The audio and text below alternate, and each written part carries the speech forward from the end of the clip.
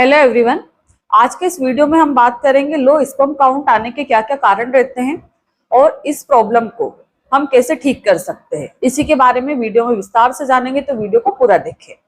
अगर आप मेरे चैनल पर पहली बार आए तो चैनल को जरूर से सब्सक्राइब करें, वीडियो को लाइक करें, अपने फ्रेंड सर्कल में जरूर से शेयर करें। तो आइए हम बात करते हैं कि लो स्पर्म काउंट आने के क्या क्या रीजन रहते हैं और हमें ये कैसे पता लगता है। जब वो डॉक्टर के पास जाते हैं और डॉक्टर जो पुरुष रहते हैं उनका सीमन एनालाइज टेस्ट करवाते हैं, उसके द्वारा पता लगता है कि इनको लो स्पर्म काउंट आ रहे हैं या स्पर्म की जो क्वांटिटी है वो कम आ रही है। कई बार मोर्टेलिटी एंड मार्फोलॉजी भी कम रहती है। तो फिर पुरुष काफी परेशान होने लगते हैं और वो ये सोचते हैं कि अभी ऐसी कंडीशन में मैं क्या करूं। तो इसके क्या क्या रीजन हो सकते हैं ऐसा होने के। तो आइए हम बात करते हैं कि लो स्पर्म काउंट आने के क्या क्या कारण हो सकते हैं। सबसे पहला रीजन तो रहता है कि कहीं जो पुरुष है यानी कि मेन है, उनमें कहीं हार्मोनल डिसऑर्डर की प्रॉब्लम हो सकती है, यानी कि हार्मोन का डिसबैलेंस या इम्बैलेंस या हार्मोन की गड़बड़ी उनके शरीर में चल रही है, जिसके कारण जो स्पर्म काउंट रहता है वो भी कम हो जाता है। जैसे कि आप लोगों ने सुना ही होगा, आप गर्भ धारण करने की कोशिश कर रहे हैं तो महिलाओं में जो एग की क्वालिटी खराब हो जाती है, वैसे ही जो पुरुष रहते हैं उनमें भी स्पर्म की क्वालिटी खराब हो जाती है और उसकी संख्या कम हो जाती है। तो उसी को हम लोग बोलते हैं कि आपके जो स्पर्म की जो क्वांटिटी है वो कम हो गई, संख्या कम हो रही है। तो एक मेन रीजन, चाहे मेल हो या फीमेल हो, सभी की बॉडी में हार्मोन का काफी इंपॉर्टेंट रोल रहता है। अगर कोई भी पुरुष की बॉडी में हार्मोन का डिस्टरबेंस से चल रहा है तो उसके कारण भी हमारे जो स्पर्म काउंट है उस पर काफी इफेक्ट पड़ता है और वो कम आ सकते हैं। दूसरा कारण होता है कि आपके जो हार्मोन है उनमें कोई चेंजेस आ रहा है, इंटरनली बदलाव आ रहा है। जैसे कई बार आपने देखा होगा, जो लोग जिम जाते हैं मसल्स बनाने के चक्कर में, तो वो लोग बाहर से हार्मोन इंजेक्ट करते हैं। तो वो जो इंजेक्शंस वगैरह लेते हैं, सप्लीमेंट लेते हैं, उसके कारण भी हमारी जो स्पर्म की संख्या है उस पर बहुत ही ज्यादा इफेक्ट पड़ता है। तो अगर आप कोई भी जिम जाते हैं या फिर आप इंजेक्शंस लेते हैं हार्मोन के, तो वो आपको नहीं लेना है। उसके कारण आपकी जो फर्टिलिटी है उस पर बहुत ही ज्यादा इफेक्ट पड़ता है और इस कंडीशन को पुरुष बांझपन भी बोला जाता है। अब इसके अलावा और क्या कारण हो सकते हैं, तो जो जहां से स्पर्म रिलीज होते हैं, जो नली रहती है, कहीं उसमें ब्लॉकेज तो नहीं है। कई बार ऐसा रहता है कि जैसे जहां से स्पर्म गुजर के आते हैं वहां पे अगर छोटा मोटा कोई ब्लॉकेज हो या कोई गार्ड बन गई हो जिसके कारण रुकावट हो रही हो, तो उसके कारण भी जो स्पर्म काउंट है वो कम आता है। इसके बाद में कई सारे लोगों की स्टेमिना बहुत ही वीक रहती है, इम्यूनिटी वीक रहती है, उसके कारण भी जैसे बार बार बीमार पड़ते हैं, अननेसेसरी तरीके की दवाइयों का उपयोग कर रहे हैं, कई सारे लोग सेल्फ मेडिकेशन करते हैं। तो ये इस तरह के बहुत ही सारे कारण रहते हैं। इसके बाद में जो टेस्टिकल रहते हैं, जो टेस्टिस रहती है, कहीं उसमें सूजन है, पानी भर गया है या उसमें कहीं चोट लग गई है, उसमें काफी ज्यादा दर्द रहता है नीचे की तरफ, क्योंकि हमारे जो स्पर्म रहते हैं, शुक्राणु रहते हैं, वो बनते कहाँ हैं? टेस्टिकल में बनते हैं। जो टेस्टिस रहती है, 2 अंडे रहते हैं, उनमें बनते हैं। अब अगर उनमें सूजन है या फिर पानी भर गया के कारण भी हमारे जो स्पर्म बनने को है वो खराब क्वालिटी के आते हैं या कम मात्रा में बनते। तो ये तो कुछ मेन कारण हो गए जिसकी वजह से हमारे जो लो स्पर्म काउंट आता है। तो ऐसी कंडीशन में हम क्या कर सकते हैं? तो ऐसी कंडीशन में आप कोई भी अच्छे डॉक्टर का चुनाव करके डॉक्टर से मिल सकते हैं। अगर डॉक्टर को लगता है कि कहीं कोई ब्लॉकेज है तो उसकी जांच करवा सकते हैं। और अगर आपका ब्लॉकेज वगैरह कुछ भी नहीं निकलता है, जैसे कई बार ऐसा होता है कि हमारे पास ऐसे पेशेंट आते हैं कि मैडम मैं तो कई बड़े बड़े डॉक्टरों को दिखा चुका हूँ, मुझे भी कहीं प्रॉब्लम नहीं आ रही, मेरी वाइफ को भी कोई प्रॉब्लम नहीं आ रही है, डॉक्टर ने बोला बस ऐसे ही सप्लीमेंट लो और ट्राई करो।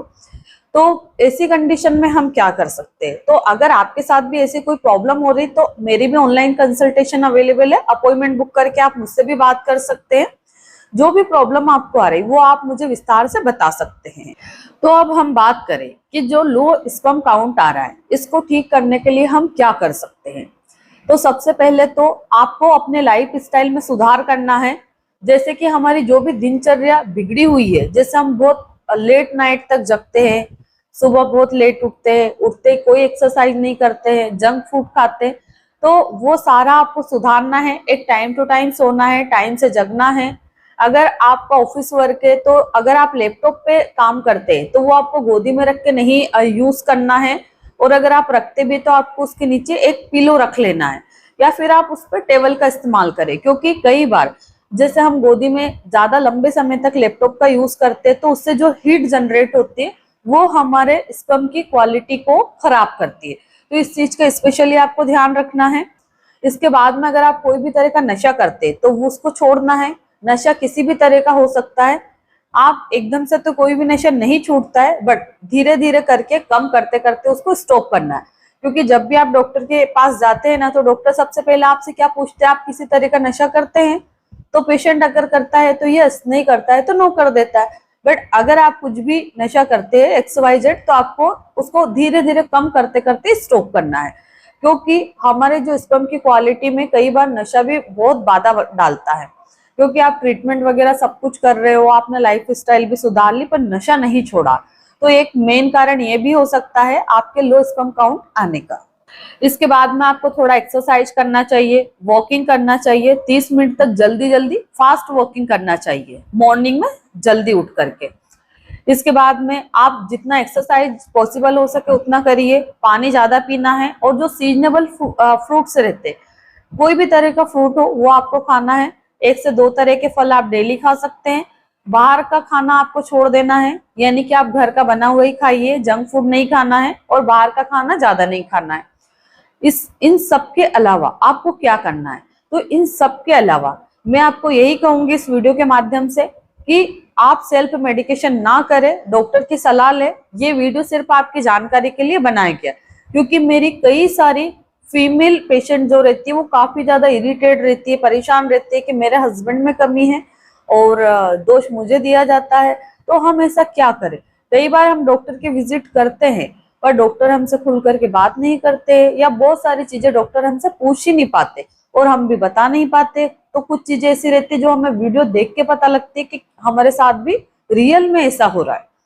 तो ऐसी कंडीशन में हम लोग क्या करते हैं, तो ऐसी कंडीशन में हम जो सीमेंटो कैप्सूल आता है एमिल फार्मा का, जो कि आयुर्वेदिक रहता है, इसको हम ऐसी कंडीशंस में देते हैं जिससे कि हमें बहुत ही बेटर रिजल्ट मिलते हैं। सीमेंटो कैप्सूल जो रहता है इसकी कितनी मात्रा ली जाती है, तो ये पेशेंट की उम्र, उसके वजन एंड उसकी डिजीज पे भी डिपेंड करता है। अगर आपकी उम्र 25 साल से ऊपर है और आपका वजन 40 किलो से अबव है, आपको बीपी, शुगर, थायराइड इस तरह का कोई भी इश्यू नहीं है, तो फिर इसके जो डोजेस रहते हैं 2 कैप्सूल सुबह खाने के बाद और 2 कैप्सूल शाम को खाने के बाद दिए जाते हैं। बहुत सारे केसेस में हम 3 टाइम भी देते हैं, पर मैं वही कहूंगी कि ये पेशेंट की कंडीशन पे डिपेंड करता है कि हमें कितनी मात्रा देना है। तो ये जो मात्रा डिसाइड करना है ये आपके डॉक्टर का काम रहता है। सीमेंटो के अलावा और भी मेडिसिन से रिकमेंड की जाती है आपकी कंडीशन को देख करके। तो जो सीमेंटो कैप्सूल रहता है 2 कैप्सूल सुबह, 2 कैप्सूल शाम को खाने के बाद में लेना रहता है। सीमेंटो कैप्सूल लेने के बाद होता क्या है, जब आप इस कैप्सूल का इस्तेमाल करते हैं तो आपका जो भी प्रॉब्लम्स हो रहा था, जैसे लो स्पर्म काउंट आ रहा था, धीरे धीरे करके ये बढ़ने लगेगा, एकदम से इंप्रूवमेंट नहीं आता है। इसको 3 महीने तक कंटिन्यू लेना पड़ता है। और अगर मान लो जैसे आपने खाना शुरू किया, 1 महीने में, 2 महीने में अगर आपकी जो पेशेंट है उसने गर्भधारण कर लिया, तो फिर आपको इसको लेने की जरूरत नहीं है। अगर आप एज ए सप्लीमेंट ले रहे तो ले सकते हैं, बट अगर आप सिर्फ इसलिए ले रहे हो कि मेरी जो पेशेंट है जल्दी से प्रेग्नेंट हो जाए, और अगर वो हो गई उसके बाद अगर आपको लग रहा है कि मुझे नहीं लेना है, तो बिल्कुल छोड़ सकते, कोई इश्यू नहीं है। बहुत लंबे टाइम तक लेने की भी जरूरत नहीं है, क्योंकि मेरे ही बहुत सारे पेशेंट ऐसे रहते हैं जो 1-1 महीना दवाई खा के गर्भ धारण करके आ जाते हैं, बोलते हैं मैडम अब तो कंसीव हो गया, अब मुझे नहीं लेना है, तो फिर हम इसको स्टॉप भी करवा देते। तो जो सीमेंटो कैप्सूल रहते हैं उसके बेनिफिट्स क्या रहते हैं, उसके बेनिफिट्स ये रहते हैं कि जो आपकी इम्यूनिटी वीक हो गई थी, जो आपकी स्टेमिना वीक पड़ गई थी, वो बढ़ जाती है, इम्यूनिटी बूस्ट होती है आपकी।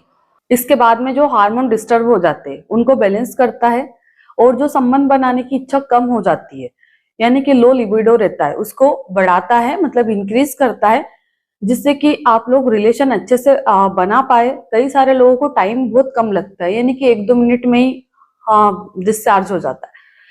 तो आपके टाइमिंग को भी बढ़ाता है। कई बार इरेक्शन अच्छे से नहीं आते तो इरेक्शन को भी ठीक करता है।